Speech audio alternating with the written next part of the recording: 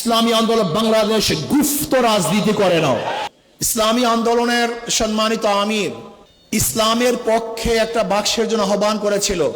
Steering এ পিসাব চরমনাই ছিলেন, জোট চলতেছিল মদিনার দিকে।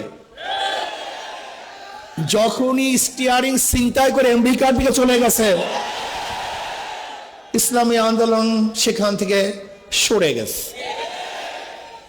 তার মানে ইসলামী আন্দোলন বাংলাদেশ জোটে ছিল ইসলামের জন্য, বের হয়েছে ইসলামের জন্য।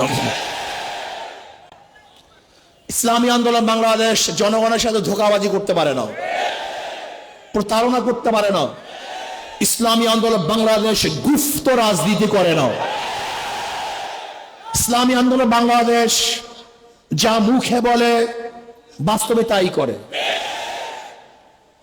আমরা সরওয়ার্দী উদ্যানে বক্তৃতা করেছিলাম, যদি মুনাফিকি না করেন তাহলে আগামীতে ইসলাম ক্ষমতায় যাবে। কিন্তু কাদের জন্য, কিসের জন্য আজকে ইসলাম ক্ষমতায় যায় নাই? হয়তোবা ভেবেছেন যে আমরা গুপ্তভাবে এড়িয়ে যাব, পালিয়ে যাব। না, বর্তমানে গুপ্ত থাকার কোন সে নাই, সম্ভাবনা নেই। সবকিছু স্পষ্ট হয়ে যাবে। ইসলামী আন্দোলন বাংলাদেশ ইসলামের জন্য ক্ষমতা ত্যাগ করতে পারে, কিন্তু ক্ষমতার জন্য ইসলাম ত্যাগ করতে পারে না।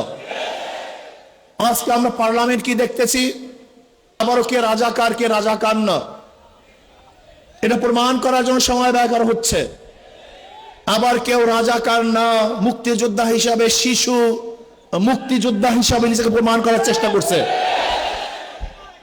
এগুলো হাস্যকর। আবার কেউ মুক্তিযোদ্ধার পরিবার হিসাবে নিজেকে পেশ করছেন।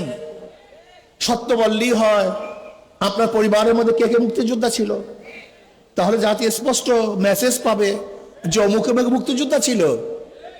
আমার পরিবারের লোক মুক্তিযোদ্ধা। কে কে মুক্তিযোদ্ধা, কোথায় যুদ্ধ করেছেন, কোথায় শহীদ হয়েছেন বলে দেন, তাহলে অস্পষ্টতা থাকবে না।